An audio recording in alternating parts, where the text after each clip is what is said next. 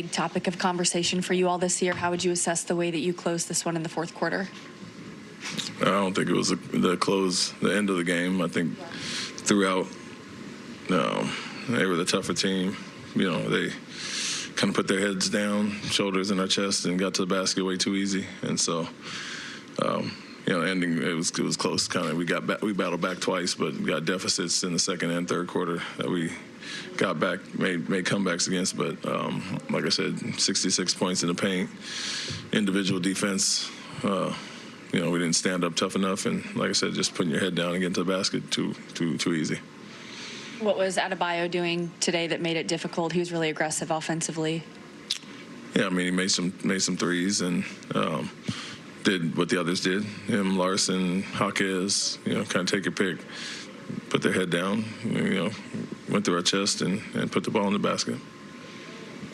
Coach, what went into some of those defensive rotations? I seen you had to call two quick timeouts. Was it something that you were seeing as far as not the rotation that you wanted? Yeah, one was after a made basket. We just put some subs in the game, and there's going to be cross matches because who they're defending with. You just can't run back to your man, leave guys wide open at the basket for a three. So someone just lack of communication. In the second time out I called, with a new group in that didn't really communicate the matchups. Some others just KYP, rotating the non-shooters and leaving wide open shooters in the corner. Do you think that the lack of consistency with some of those lineups that you had on the floor led to some of the isolation plays that was played towards the end of the game? Well, not towards the end of the game, but during the game. I don't know. I would say they went in a lot of zone.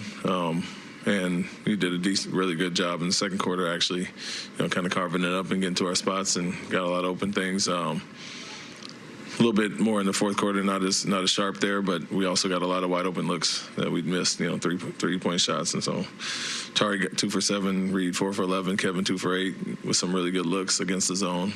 You'll live with those shots, but I don't know if it's lack of continuity as much as, we missed some shots and, their zone was effective at times.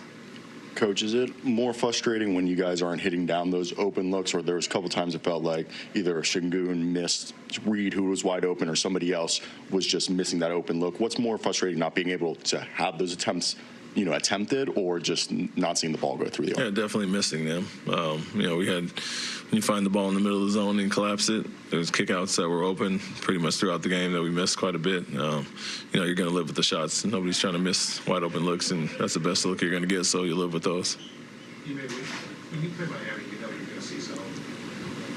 They play it well, but what besides that makes it tough? Is it just the fact that you just don't see a ton of it, or is there something else about what Spo does that makes it difficult? No, I think we've seen our fair share throughout the year, and have done really well and got teams out of it. And sometimes it comes down to making and missing shots, and when you have those open looks and you don't knock them down, it seems more effective. But the fact that they commit to it, no doubt, and stay in it, whether you make it or miss, and kind of trying to take you out of your rhythm. And so, for us, scoring wasn't the problem. Even in the first half, I think our defense was very poor. Even when we got it tied or close to tied at halftime, but first quarter giving up 32, we had 28 ourselves. That's enough to score, to win the game if we guard it up to our level.